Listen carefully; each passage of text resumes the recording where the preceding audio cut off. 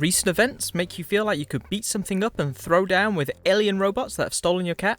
Well, Super Crush KO is here and it's actually a pretty excellent little beat 'em up. With its super simple aesthetic, Super Crush KO's combat flows smoothly, throwing away overly complicated looks that usually come with these indie beat 'em up games, and opting to make everything as clear as possible. Everything has a wind-up. Karen, the main character, does not, so it becomes a game of learning patterns to eventually go back through the game and up your score for that perfect run.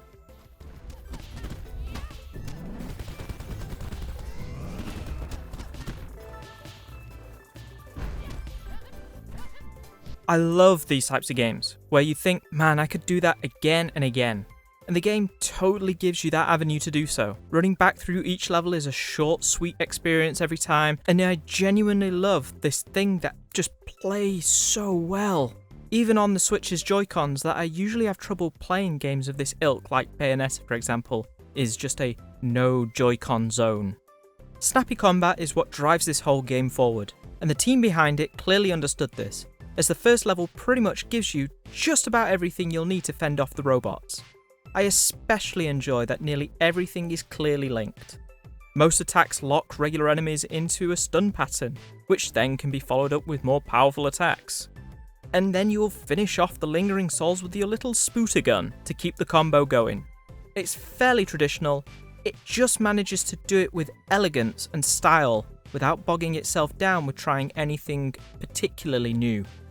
I did appreciate the small areas that began to introduce environmental obstacles as the game went on, but they came and went without much fanfare that disappointed me a little bit. If they'd gone harder in on that aspect, rather than just sprinkling them lightly throughout later levels, I think it could have led to some really neat interactions. But instead, the teleports from jumping pads don't really add much other than get you from one finished area to the next before the combo timer runs out.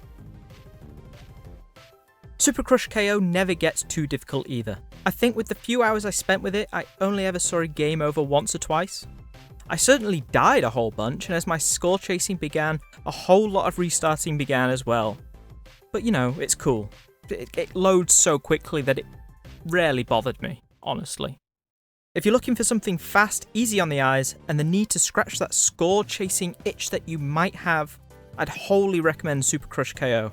If you're looking for a beat 'em up that's not too hard, but will put up that challenge, I'd wholly recommend Super Crush KO. In fact, scratch that. I'd just wholly recommend Super Crush KO.